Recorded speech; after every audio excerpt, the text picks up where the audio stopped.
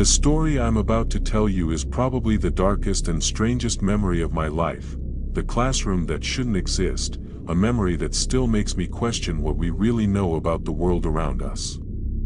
This happened in the school I studied in, an ordinary American high school on the outside, but hiding something that no one was ever supposed to find. There was a classroom in that school. A classroom that didn't exist on any map, didn't appear in any school record, and wasn't acknowledged by any teacher. But everyone somehow knew its name. Room 47. And there was one thing everyone agreed on: its door opened by itself every night at exactly 7 p.m., whenever I passed the third floor with my friends. We always felt something different there. An unnatural silence, a coldness that didn't match the rest of the building. The lights were always dim, no matter how many times they were fixed, as if the darkness was stronger than the electricity feeding those bulbs. A very old security guard once told us, "Time stops on the third floor. People go there. But sometimes the footsteps that return aren't theirs." We laughed at that time. But later, we realized that maybe that laughter cost us more than we expected. Rumors about Room 47 floated everywhere. Some students claimed they heard someone walking inside even though the room was locked. Others said the blackboard always had fresh writing on it, even though no teacher ever taught there. And some swore that no one could stand inside for more than 10 seconds without feeling like someone was staring right into their soul. A junior once told us that he saw someone standing inside, but when he blinked, that someone appeared right in front of him. I thought it was just a bunch of kids exaggerating ghost stories. But then one day, I realized they weren't exaggerating at all. Ryan and Ethan were studying late in the library. It was 6:45 p.m. and the library was about to close. As we were leaving, one of the cleaning staff saw us and said in a trembling voice, "Kids, don't be on the third floor after 7. I don't know why, but something feels restless today." He looked terrified. His eyes weren't lying. Ryan smirked and said, "Let's go check the third floor. Let's finally see what the big deal is." We laughed and followed him. That laugh led us straight into something we couldn't ever fully understand. When we reached the third floor, the hallway was silent. Unnaturally silent. The air felt cold. The lights flickered in a slow, dying kind of way. And then, in the middle of the hallway, we saw it, a rusty old door with faded paint. We flashed our phone torches at it. Letters slowly appeared through the dust and rust. ROOM47. The door was locked with a thick, old padlock. I was about to turn back when suddenly, click, the lock opened by itself and dropped to the floor. We froze. I felt the hair on the back of my neck stand up. Curiosity was stronger than fear, so we slowly pushed the door and stepped inside. The moment we entered, a blast of freezing air hit us.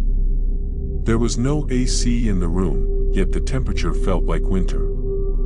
Old desks and chairs were arranged perfectly, like a class had just taken place. The blackboard had something written on it in fresh white chalk.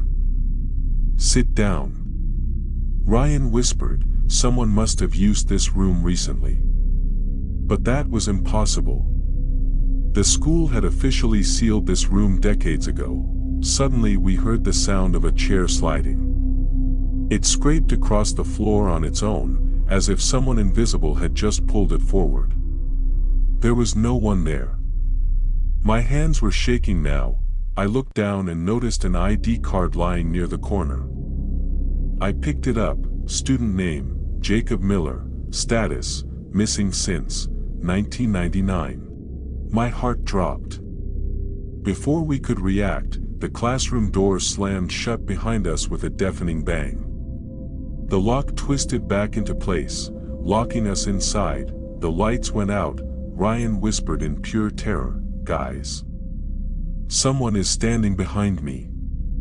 I turned my flashlight toward him. And froze. A tall shadow was standing at the back of the room. Completely still. Facing the wall. Not moving. Not turning. Just standing there.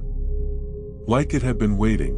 The light flickered, and the shadow moved one step closer, another flicker, another step closer, another flicker. Now it was in the center of the room, facing us. Ethan suddenly grabbed his throat, struggling to breathe as if invisible hands were choking him. His eyes were turning red. He was gasping, his feet lifting slightly off the ground. The shadow began approaching him. Slowly. Deliberately, I yelled, "Ryan! Shine your light at its face." Ryan's shaking hand lifted the flashlight, and the moment the beam hit the shadow's head, it shrieked without sound, like its scream was trapped inside the darkness. It staggered backward, as if the light was burning it. I rushed to the door and pushed with all my strength. Ryan helped me. Ethan, barely breathing, stumbled behind us. The door burst open. We ran down the stairs as fast as our legs could move. When we reached the ground floor, the old guard stared at us in horror.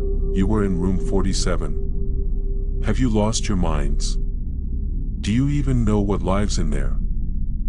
I asked him what happened in that room. He said, in 1999, a student locked his entire class inside that room. After that, no one came out alive. And the student's body was never found. Since that day, the room stays closed. And whoever enters never comes back the same.